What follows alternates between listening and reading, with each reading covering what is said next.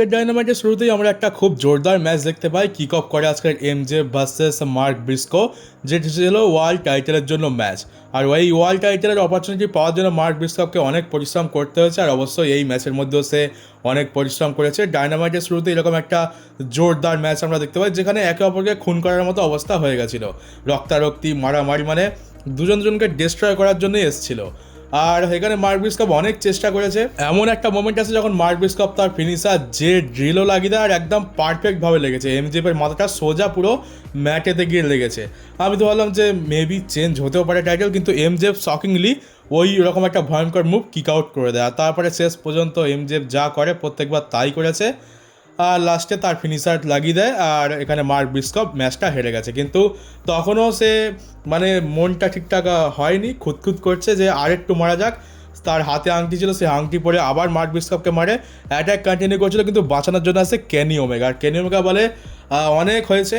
আর এইবার সে ফাইনালি আবার world title match চায়। কিছুদিন আগেই ওয়ার্ল্ড টাইটেল ম্যাচ হয়েছিল, যেখানে কেনি ওমেগাকে হারিয়ে দিয়েছিল এমজেফ, কিন্তু আবার কেনি ওমেগার ওয়ার্ল্ড টাইটেল ম্যাচ চাই। তো এবার এমজেফ তাকে বলে যে না, এমনি এমনি তো আমি তোমাকে ওয়ার্ল্ড টাইটেল ম্যাচ দেবো না। আর আমরা জানি যে এমজেফ তো খুব একটা ভালো মানুষ নয়, তো সে কিছু না কিছু স্টিপুলেশন রেখে দেয়। তো এবারেও সেটাই হয়েছে, যেটা হ্যাংম্যান পেজের সাথে হয়েছিল। এখানে এমজেফ কেনি ওমেগাকে বলে যে আমি তোমাকে অপরচুনিটি দিতে রাজি আছি, শুধুমাত্র একটা শর্তে, সেটা হচ্ছে যে যদি তুমি ম্যাচটা হেরে যাও তাহলে তুমি জীবনে আর কখনো ওয়ার্ল্ড টাইটেলের জন্য লড়তে পারবে না। মানে এমনটা নয় যে এখানে এমজেফ যতদিন চ্যাম্পিয়ন থাকবে ততদিন সে চ্যালেঞ্জ করতে পারবে না, এটা পুরো লাইফ টাইমের জন্য। যেমন হয়েছে কোডি রোডসের সাথে, ও তো যাকে ডাব্লিউডব্লিউতে চলে এসছে, ও জীবনে আর যাবে না, ওর কথা বাদ দাও। হ্যাংম্যান পেজের সাথে হয়েছে, আর এখন কেনি ওমেগা। আর হ্যাংম্যান পেজের কথা বলে রাখি, হ্যাঁ, হ্যাংম্যান পেজ হেরে তো গেছে, কিন্তু হ্যাংম্যান পেজ আবার ওয়ার্ল্ড টাইটেলের জন্য লড়তে পারবে। কারণটা হচ্ছে টনি খানকে যখন জিজ্ঞেস করা হয় যে হ্যাংম্যান পেজ তো ম্যাচ হেরে চলে গেছে, তো তাকে কি আর কখনো লড়তে দেখতে পাবো না ওয়ার্ল্ড টাইটেলের জন্য? তো টনি খান বলে যে এমনটা শুধু হ্যাংম্যান পেজ নিজে ডিসাইড করেছিল, এমন কোথাও লেখা নেই, কোনো কন্ট্রাক্ট সাইন হয়নি। তো হ্যাংম্যান পেজ যদি ওয়ার্ল্ড টাইটেলের জন্য লড়তে চায়, আমি তো কোনো আপত্তি করবো না। তো আমরা জানি হ্যাংম্যান পেজের মতো বড় স্টারকে ওয়ার্ল্ড টাইটেল থেকে সরাবে না। আমরা পরে আবার হ্যাংম্যান পেজকে ওয়ার্ল্ড টাইটেলের জন্য লড়তে দেখতে পাবো, আর টনি খানই তার ব্যবস্থা করে দেবে। তো এটা তোমাদেরকে বললাম এই জন্য, অনেক পুরনো কথা বললাম এই জন্য, কারণ তোমরা এখনও ভাবো যে হ্যাংম্যান পেজ হয়তো সত্যিই লড়তে পারবে না। তো ওটা একটু ক্লিয়ার করে দিই। আর এবার এটার উপরে পুরো বিল্ড আপ করা হয়েছে আজকে ডায়নামাইট শো, যে কেনি ওমেগা কী ডিসিশন নেয়, যে সে কি চ্যালেঞ্জটা অ্যাকসেপ্ট করবে নাকি পিছিয়ে যাবে ভয়তে। আর এরপর আমরা ব্যাক স্টেজেতে যখন কেনি ওমেগা চলে যাচ্ছিল, তখন আমরা উইল অসপ্রেকে দেখতে পাই। সে কেনি ওমেগাকে বলে যে এমজেফের এই চ্যালেঞ্জটা অ্যাকসেপ্ট করো না, এটা ঠিক নয়। তো এখানে কেনি ওমেগা বলে যে আমাকে একটু ভাবতে হবে, তারপর আমি দেখছি কি করা যায়। আর এমনিতেও যদি এখানে কেনি ওমেগা চ্যাম্পিয়ন হয়ে যায় অল ইনেতে, তো সেই উইল অসপ্রে এগেনস্টে লড়বে। মানে উইল অসপ্রে তো অল ইনেতে চলে গেছে একদম ফিক্স, কিন্তু এমজেফ যাবে, কেনি ওমেগা যাবে নাকি অন্য কেউ যাবে সেটা এখনো ঠিক ক্লিয়ার নয়। মনে তো হচ্ছে এমজেফ যাবে, কিন্তু মেবি এইডব্লিউ বলা যায় না, হয়তো দেখতে পেলাম যে কেনি ওমেগাই চলে গেল। আর তারপর আমরা ব্যাকেট টিভিএস চ্যাম্পিয়নশিপের জন্য একটা ম্যাচ দেখতে পাই, যেখানে 5 জন রেসলার ছিল। এটা আসলে এলিমিনেশন ম্যাচ, এমন নয় যে আগে পিন করবে সে জিতে যাবে। এখানে প্রপার এলিমিনেশন আমরা দেখতে পেয়েছি, একজন করে এলিমিনেট হবে আর সংখ্যা কমবে, শেষ পর্যন্ত 2 জন বাঁচবে, যে জিতবে সে চ্যাম্পিয়ন। তো পার্সেফোনের এখানে পারফরমেন্স খুবই ভালো ছিল, সে বেশ ভালো এখানে ডমিনেট করছিল। ভাবছিলাম যে এলিমিনেশনও করেছে, ভাবছি মেবি কি এ জিততে পারে, কিন্তু না, এক করে যখন 2 জন এলিমিনেট হয়ে যায়, তারপর ছিল ক্রিস স্ট্যাটল্যান্ডার, রিংয়ের মধ্যে 3 জন ছিল, ক্রিস স্ট্যাটল্যান্ডারই পার্সেফোনকে এলিমিনেট করে দেয়। আর তারপরে হিকারু শিডা ছিল, এটা একটু শকিং ছিল। আমি তো ভেবেছিলাম যে ক্রিস স্ট্যাটল্যান্ডার জিততে পারে, কিন্তু শকিংলি হিকারু শিডা ক্রিস স্ট্যাটল্যান্ডারকে হারিয়ে দিয়েছে, আর সে হয়ে গেছে নতুন টিবিএস চ্যাম্পিয়ন। আর সম্ভবত যতদূর আমি জানি, হিকারু শিডা কিন্তু এইডব্লিউর সুপারস্টার নয়, সে বাইরের কোনো প্রমোশনের স্টার, এইডব্লিউতে মাঝে মাঝে এসে কাজ করে যায়। তো এটাও বেশ ইউনিক জিনিস যে বাইরের কোনো রেসলার এইডব্লিউতে এসে টাইটেল দিচ্ছে। শুধুমাত্র এইডব্লিউ এই কাজটা করে না, আমরা দেখেছি এইডব্লিউ স্টাররা বাইরের প্রমোশনে গিয়ে টাইটেল জেতে, এখন এইডব্লিউ বাকিদের সুযোগ দিচ্ছে যে তোমরাও এসো, তোমরাও যেত। আর তারপর আমরা রিটার্নিং যে ওয়াইটকে দেখতে পাই, আগের দিনে রিটার্ন হয়েছে, আর আমরা আজকে তাকে পুরোপুরি দেখতে পাই যে এইডব্লিউতে এবার তাকে আমরা রেগুলার দেখতে পাবো। আর তার টিম হচ্ছে ওই যে 4 জনকে আমরা দেখতে পেয়েছিলাম, যার মধ্যে শুধুমাত্র এস অস্টিনকেই আমি চিনি। আসলে এরা এইডব্লিউতে অনেক দিন ধরে ছিল, ইনজুরির কারণে আমরা সকলকে আর দেখতে পাই না। তেমনি তো লোয়ার মিড কার্ডের মধ্যে পড়ে, তো তেমন ইউজও হতো না, শুধুমাত্র এস অস্টিনই কিছু ম্যাচ পেত। তো এদের টিমের নাম হচ্ছে ব্যাং ব্যাং গ্যাং, আর শুনে অনেকটা গ্যাং ব্যাংয়ের মতো লাগছে। হ্যাঁ ওটাই কি বলবো। তো সম্ভবত জে হোয়াইট হচ্ছে তাদের লিডার, আর ব্যাং ব্যাং গ্যাং পুরোপুরি প্রত্যেকটা মেম্বার সমস্ত কিছু ঠিক হয়ে গিয়ে একসাথে রিইউনাইট হয়ে গেছে। এবার তারা তাদের ভবিষ্যতের গোলগুলো অ্যাচিভ করবে। তো আর কারোর ইনজুরি হয়নি, এরা মনে হচ্ছে এইডাব্লিউর ভিশন ছিল যার জন্য সকলে ইনজয়েড হয়ে যেত, এখন সবাই ঠিক আছে। তো দেখা যাক এবারে ব্যাং ব্যাং গ্যাং কী করে। আর জে হোয়াইটের পপুলারিটিও আজকে দেখতে পেলাম, ফ্যান্সরা খুবই চিয়ার করেছে, খুবই সাপোর্ট করেছে। বোঝাই যাচ্ছে যে জে হোয়াইটকে হয়তো আমরা তেমন চিনি না, কিন্তু খুবই পপুলার একজন রেসলার। আর এই ব্যাং ব্যাং গ্যাং বলতে মনে পড়লো, আমাদের ডাব্লিউডব্লিউইতে একটা সময় সেই 2023-এর দিকে ড্রু ম্যাকিন্টায়ার আর সেমাস মিলে একটা টিম বানিয়েছিল যার নাম ছিল ব্যাঙ্গার ব্রোস। তো ব্যাঙ্গার ব্রোস বলতে গিয়ে আমি বারবার ব্যাং ব্রোস বলে ফেলতাম। তো ব্যাং ব্রোস কি সেটা তোমরা যারা আমার মতোই বেশ শখিন লোক তারা জানো ব্যাং ব্রোস কি জিনিস। মানে সত্যি এরা নাম খুঁজে পায় না। তারপর আমরা উইল অসপ্রে আর ডিন অ্যামব্রোসকে একটা ট্যাগ টিমে কাজ করতে দেখতে পাই, যেখানে অপোজিটে একটা টিম ছিল, সম্ভবত লোকাল টিম, এদেরকে আমি সত্যি চিনি না। তো তারা ম্যাচ শুরু হওয়ার আগেই ডেথ রেডারের ওপর অ্যাটাক করে দেয়, কিন্তু শেষ পর্যন্ত উইল অসপ্রে আর ডিন অ্যামব্রোসের কম্বিনেশন মুভ দিয়ে এখানে জিতে গেছে উইল অসপ্রের টিম। আর পরে আমরা দেখতে পাই যে ডিন অ্যামব্রোস উইল অসপ্রেকে অফার দেয় যে তুমি ডেথ রেডারের টিম জয়েন করে নাও। এটা শুনে তো বড় অবাক হলাম যে উইল অসপ্রে এখনও ডেথ রেডারের টিম জয়েন করেনি, তাহলে এতদিন ধরে আমরা কি দেখতে পেলাম। আর তারপর আমরা লিও রাসের সাথে কেভিন নাইটের ম্যাচ দেখতে পাই টিএনটি চ্যাম্পিয়নশিপের জন্য। আর কিন্তু লিও রাসের চ্যাম্পিয়নশিপের দরকার নেই, কারণ তার একটা নিজেরই চ্যাম্পিয়নশিপ আলাদা সে বানিয়ে নিয়েছে। এই যে দেখতে পাচ্ছ অনেকটা টিএনটি চ্যাম্পিয়নশিপের মতোই দেখতে, কিন্তু পুরো কালো কুচকুচে, বোঝা যাচ্ছে না যে কী লেখা আছে। তো লিও রাসের টাইটেলের দরকার নেই, তার কাছে টাইটেল রয়েছে। এবারে ম্যাচটা তো শুধুমাত্র করা হয়েছে, ওই যে আমরা অ্যাঙ্গেলটা দেখতে পেয়েছিলাম ফরবিডেন ডোরেতে, ব্যাগের মধ্যে থেকে লিও রাস বেরিয়েছিল, আর বের করেছিল কে, জ্যাক ডোয়েল আর কেভিন নাইট। তারাই বের করে এই ঝামেলাটাকে, আর তারাই পরে বিরক্ত হয়ে ঢুকিয়ে রেখে দেয়। তো লিও রাসের সাথে ম্যাচ ছিল, লিও রাস কেভিন নাইট বাদে বাকি সবাইকে গুরুত্ব দিয়েছে। লিও রাসের যায় আসে না ম্যাচের মধ্যে কি হচ্ছে, তাকে জিততেও হবে না, টাইটেল সে দেখছেও না একেবার। আর রিং সাইডে ছিল জ্যাক ডোয়েল আর ডন ক্যালিস। তো লিও রাসের নজর তাদের ওপরেই ছিল। পুরো ম্যাচটা কেভিন নাইটকে বিরক্ত করেছে। কেভিন নাইট ভাবছে যে কার সাথে ম্যাচ আমাকে দিয়ে দিয়েছে, এর সাথে ম্যাচ কেন লড়তে এসেছি আমি। আর জ্যাক ডোয়েলকেও বিরক্ত করেছে। শেষে ডন ক্যালিসের পেছনে পড়ে যায়, ডন ক্যালিস তো ভয় পালিয়ে যায়। আর শেষ পর্যন্ত কেভিন নাইট যা হোক করে লিও রাসকে হারিয়েই দেয়, কিন্তু হারানোর পরেও লিও রাসের কিছু যায় আসে না, সে যেমন ছিল তেমনই রয়েছে। আর ম্যাচ শেষ হয়ে যাওয়ার পর যখন হাফ ছেড়ে বাঁচলো, তখন ডার্বি অ্যালেন চলে আসে। ডার্বি অ্যালেন বলে যে কি কেভিন নাইট, এইবার তো আমি আসছি টিএনটি চ্যাম্পিয়নশিপের জন্য, আমার টিএনটি টাইটেল চাই।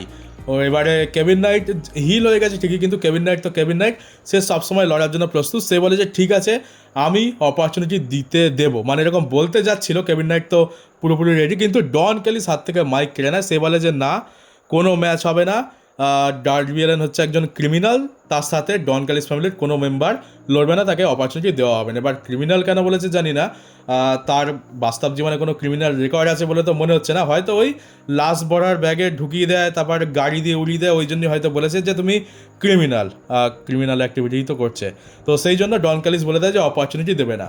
আর অপরচুনিটি ঠিক পেয়ে যাবে, কারণ এমন কোনো একটা সিচুয়েশন রাখা হবে যে তুমি আমার দলের কোনো একটা মেম্বারের সাথে লড়ো, তাকে হারিয়ে দাও, আর তারপরে অপরচুনিটি গেইন করো। এমনটা এর আগে ডার্বি অ্যালেন করেওছে, ওই যখন এমজেপের এগেনস্টে সে ম্যাচটা পায়, আন্ডারের এগেনস্টে লড়েছে। তো মনে হচ্ছে এবারেও সেরকম কিছু একটা সিচুয়েশন আমরা ডায়নামাইটে দেখতে পাবো। ডায়নামাইটে হয়তো সেরকম একটা কোনো ম্যাচ দেবে যেটা ডার্বি অ্যালেন জিতে যাবে, আর তারপর রেডেমশনে গিয়ে কেভিন নাইট ভার্সেস ডার্বি অ্যালেনের ফাইনাল ম্যাচটা হবে। আর আমরা ব্যাক স্টেজে টমাসো চ্যাম্পার থেকে ইন্টারভিউ নিতে দেখতে পাই রেনার ইয়াংকে এখানে টমাসো চ্যাম্পার বলছিল যে ক্রিস জেরিকো কত বেশি বাজে, সে কত বেশি ফালতু একটা লোক, আর টমাস চ্যাম্পা 1000 গুণে ক্রিস জেরিকোর থেকে অনেক বেশি ভালো। তো পেছন থেকে ক্রিস জেরিকো একটা বড় ডাস্টবিন নিয়ে আসে, সেখানেই তার মাথার উপরে মেরে দেয়। তারপর এরা ওইখানে লড়তে লড়তে সোজা পার্কিং লটে চলে যায়, যেখানে আমরা শপিং মলের যে ঝুড়িগুলো দেখতে পাই, বড় বড় সেই ঝুড়িগুলো ছিল, সেইগুলো দিয়ে মারছে, চেয়ার ছুঁড়ে মারছে, টেবিল ছুঁড়ে মারছে। আবার আমরা ড্রিল মেশিন দেখতে পেলাম, টমাস চ্যাম্পা সেই ড্রিল মেশিন তার দিকে তাক করে তেড়ে এসছে, তার মাথায় ঢুকিয়ে দিচ্ছিল, কিন্তু সেটা ক্রিস জেরিকো ছাড়িয়ে দেয়। তারপর লড়াই করতে করতে এরা একটা ট্রাকের কাছে যায়, আর ক্রিস জেরিকো ট্রাকের ওপরে উঠে যায়। আর তারপরে এক গাদা সিকিউরিটির লোক আছে, টমাস চ্যাম্পাকে ধরে, আর ক্রিস জেরিকো তাদের উপরে লাফ মেরে দেয়। তো এদের মধ্যে আমরা পার্কিং লটে ব্যাকস্টেজেতে একটা ব্রল দেখতে পাই, আর লাস্টে অনেক কষ্টে অনেক কটা সিকিউরিটি গার্ড এসে এদের দুজনকে আলাদা করেছে। তো মনে হচ্ছে এবার AEW রেডেমশন এদের মধ্যে ম্যাচ হবে। আর যদি রেডেমশনের আগে এদের মধ্যে কোনো ম্যাচ ডায়নামাইটের সাথে হয়ে যায়, তাহলে রেডেমশনে আবার এদের মধ্যে ম্যাচ দেখতে পাবো, কিন্তু সেখানে একটা কোনো স্টিপুলেশনও থাকবে, হাতিয়ার ফাতিয়ার ইউজ হবে, কিছু একটা অন দ্য লাইন রাখা হবে। এছাড়া আমরা ব্যাস্টেতে আমরা এমজেপের ইন্টারভিউ দেখতে পাই, যেখানে এমজেপ তার ইন্টারভিউ দিচ্ছিল, সেখানে উইল অসপ্রে এসে বলে যে তুমি কেন কেনি ওমেগাকে এরকম একটা শর্ত দিয়েছো। তো এখানে এমজেপ ফ্লেক্স করে বলে আমি চ্যাম্পিয়ন, আমি যা বলবো তাই হবে, তোমার কিছু করার আছে? আর উইল অসপ্রে বলে যে ঠিক আছে দেখা যাক, এমনিতেও তো অল ইনেতে তো আমি চলেই গেছি, সেখানেই দেখা হবে। আর আমরা একটা সময় দেখতে পাই যে রেনে ইয়াং লকার রুমেতে যায়, যেখানে দ্য টিম এলিটের লকার রুম ছিল, যেখানে মানে ইয়াং বাক্স আর কেনি ওমেগা ওই লকার রুমটা ইউজ করে, সেখানে ঢোকে কেনি ওমেগার ইন্টারভিউ নেওয়ার জন্য। আর সেখানে ইয়াং বাক্সকে আমরা দেখতে পাই ইয়াং বাক্সের সাথে কেনি ওমেগা আলোচনা করছে যে তার কী করা উচিত। তো এখানে ইয়াং বাক্স তো পুরোপুরি বারণ করছে যে না, কেনি ওমেগার এটা অ্যাকসেপ্ট করা উচিত নয়, এটা ঠিক হচ্ছে না, কেনি ওমেগা যেন ওটা অ্যাকসেপ্ট না করে। তো এটাই হচ্ছে ইয়াং বাক্সের মতামত, উইল অসপ্রের মতামত। এবার কেনি ওমেগা কি ভাবছে সেটা আমরা পরে জানতে পারি। আর আমরা এজ আর ক্রিশ্চান ট্যাগ টিম চ্যাম্পিয়নেরও ইন্টারভিউ দেখতে পাই, যেখানে এজ তো তেমন কিছু বলে না, চুপচাপ বসে বসে পোজ দিচ্ছে। ক্রিশ্চান বেশ কিছু কথা বলে, সে বলে ডগসের তো পার্ট চুকে গেছে, ওদেরকে আমরা শিক্ষা দিয়ে দিয়েছি, আমাদের সাথে পাঙ্গা নেওয়ার ফল ওরা পেয়ে গেছে, কিন্তু জে হোয়াইট আমাদের সাহায্য করে এটা ভাববে না যে খুব বড়সড় কিছু হয়ে গেছে, কারণ জে হোয়াইটের সাথে আগে ক্রিশ্চানকে যে নাকি রাইভালরি ছিল, তো সেইটার জন্যই ক্রিশ্চানকে এখনও কিন্তু জে হোয়াইটকে তেমন ভালোভাবে নিচ্ছে না, সাহায্য করতে পারে তবে তুমি বন্ধু নাও, এমনটা একটা ব্যাপার। আর এবার আসছে অ্যান্ড্রাডের পালা। অ্যান্ড্রাডের টনি সিভানিকে র্যাম্পের কাছে দাঁড়িয়ে ইন্টারভিউ দিচ্ছিল যে ফাইনালি ডন ক্যালিস ফ্যামিলি থেকে বেরিয়ে গেছি, ব্যাটাগুলো আমার অপরচুনিটি প্রত্যেকবার খেয়ে বসে থাকে, ওয়ার্ল্ড টাইটেলের অপরচুনিটি আমি পাই, কিন্তু এদের জন্য আমার হয় না, আর ফাইনালি আমি আমার যেটা মন চেয়েছে সেটা করেছি, ডন ক্যালিস ফ্যামিলি থেকে বেরিয়ে গেছি, আমি এখন ফ্রি, আর এইবার আমি এমজেএফের জন্য আসছি। আর সে একটা খুবই ক্যাচ ফ্রেজকে খুবই বিখ্যাত করে দিয়েছে যে হাউ ইউ নো, এটা হচ্ছে তার ক্যাচ ফ্রেজ, মানে হাউ ইউ নো বলে বলতে চাইছে যে এই অ্যান্ড্রাডের মনে কি চলছে বা সে কী করতে চাইছে সেটা আমরা সকলেই জানি। মানে যেমন আমরা জানতাম যে অ্যান্ড্রাডে এমজেফকে পছন্দ করবে না, সে বিট্রে করবে, শুধু তাই নয় সে ডন ক্যালিসকেও বিট্রে করবে। তো হাউ ইউ নো এটা ফ্যান্সদেরকে সে উদ্দেশ্য করে বলে, আর ফ্যান্সরাও খুবই ভালো রিয়াকশান দেয়, ফ্যান্সরাও হাউ ইউ নো বলছে, কিন্তু তারপরই পেছন থেকে পুরো ডন ক্যালিস ফ্যামিলি চলে আসে, আর বুঝতে পারি যে এবার সম্ভবত অ্যান্ড্রয়েডের রাইভালরি ব্রায়ান কেজের সাথে চলবে। আর ব্রায়ান কেজের বডি সত্যি খুবই দারুণ, এরকম যুগে মানে এখনকার যুগে তো এরকম বডি দেখাই যায় না, এককালে বাটিস্টা জনসনের এরকম টাইপের বডি থাকতো, তাও সে কত পুরনো সময়ের কথা। আর অ্যান্ড্রয়েডের ওপরে খুব জোরদার অ্যাটাক হয়, ব্রায়ান কেস তাকে তার ফিনিশার লাগিয়ে দেয়, একেবারে পাইল ড্রাইভার, আর অ্যান্ড্রয়েডকে পুরো ধুয়ে ধুয়ে চলে গেছে। আর ডন ক্যালিসও তাকে ওয়ার্নিং মানে কি বলেই দেয় যে ডন ক্যালিস ফ্যামিলির সাথে বিট্রে করা, তাদের সাথে পাঙ্গা নেওয়ার এটাই হচ্ছে ফল। এবার অ্যান্ড্রয়েডকে তার ফল হারে হারে ভুগতে হবে, ওয়ার্ল্ড টাইটেল তো পরে পাবে, আগে আমাদের সাথে লড়ো। আর এইটা করে দেখো যে অ্যান্ড্রয়েডকে কত ভালো করে বিল্ড করে দিয়েছে, মানে অ্যান্ড্রয়েডের এখন একটা ক্যারেক্টার আছে, একটা গিমিক আছে, একটা বিখ্যাত ক্যাচ প্লেস আছে, সে সত্যি এখন ইন্ডিপেন্ডেন্ট রেসলার বলতে পারো। এখন যদি তাকে একটা মিড কার্ড টাইটেল দেওয়া হয় কেউ কোনো আপত্তি করবে না। তো এইভাবে ক্যারেক্টার বিল্ড করতে হয়, এইভাবেই ছোট স্টারকে বড় বানাতে হয়। আর মেন ইভেন্টটি ছিল কেনি ওমেগা কি অ্যান্সার করে, কি কেনি ওমেগা কি ডিসিশন নিচ্ছে সেটা। তো কেনি ওমেগা বলে হ্যাঁ ঠিক আছে, আমি এমজেএফের চ্যালেঞ্জ অ্যাকসেপ্ট করছি, just like Cody, just like হ্যাংম্যান, আমি যদি হেরে যাই তাহলে আমি আর জীবনে কখনো ওয়ার্ল্ড টাইটেলের জন্য লড়বো না। তো এখানে কোডির নামটাও মেনশন করেছে, কোডি এমজেএফের কাছে হেরেছিল, যার জন্য সে আর কখনো ওয়ার্ল্ড টাইটেলের ম্যাচ লড়তে পারবে না। ওর পেছনে অবশ্য কারণটা ছিল যে কোডি AEW ছাড়ছিল, সেই জন্যই তাকে ওরকম একটা ম্যাচে রাখা হয়েছে। হ্যাংম্যান পেজ আর কেনি ওমেগা সেরকম কোনো সিচুয়েশন নেই, জাস্ট স্টোরি লাইনের পার্ট। তো এবারে কেনি ওমেগার সাথে এমজেএফের পরের সপ্তাহতেই ম্যাচটা হবে, কোনো বড় পিএলিতে হচ্ছে না, পরের সপ্তাহতেই হচ্ছে ম্যাচটা, যেখানে যদি মানে চিটিং করে হলেও যদি কেনি ওমেগা হেরে যায় তাহলে ব্যাস ক্যারিয়ারে আর কখনো সে ওয়ার্ল্ড টাইটেলের জন্য লড়বে না, যেটা আমার তো মনে হয় না সত্যি হবে। কেনি ওমেগা যদি ম্যাচ হেরেও যায় তাও কোনো না কোনোভাবে টনি খান থেকে একটা ব্যবস্থা বার করে নেবে, যেমন হ্যাংম্যান পেজের ক্ষেত্রে করে রেখেছে। আর উইল অসপ্রে, ইয়াং বাক্স যতজন তাকে সাবধান করেছিল বা তাকে বারণ করেছিল তাদের কারোর কথাই কেনি ওমেগা শুনলো না। আর আমরা কিছুদিন আগে গড ভার্সেস ডেভিল দেখতে পেয়েছিলাম, এবার আমরা আবার সেই গড ভার্সেস ডেভিল দেখতে পাবো, কিন্তু এখানে গডের প্রফেশনাল রেসলিংয়ের গডের ক্যারিয়ারটাই অন দ্য লাইন চলে গেছে। আর এখানে রেজাল্ট যাই পারে হোক, আমরা অল ইনের মেন ইভেন্টে খুব বড় একটা ম্যাচ দেখতে পেতে চলেছি, কারণ উইল অসপ্রে তো কনফার্ম হয়েই গেছে, যদি সে অল ইনিতে জেতে তাহলে সে প্রথমবার ওয়ার্ল্ড টাইটেল জিতবে। আর তার এগেনস্টে কেনি ওমেগা একটা অনেক বড় নাম, আর এমজেএফ এখন বর্তমানে সব থেকে বড় ভিলেন।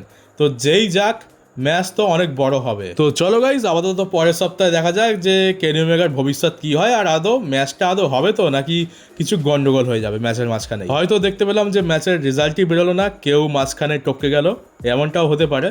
আর তো চলো আজকের ভিডিওটা এখানেই শেষ করি। কেমন লাগলো কমেন্ট বক্সে অবশ্যই জানিও। নতুন হতে হলে চ্যানেলটাকে সাবস্ক্রাইব করে নোটিফিকেশন বেলটিকে অন করে দাও, আর পারলে ভিডিওটাকে শেয়ারও করে দিও। তো চলো এবার দেখা হবে পরবর্তী একটা নিউজ ভিডিওতে।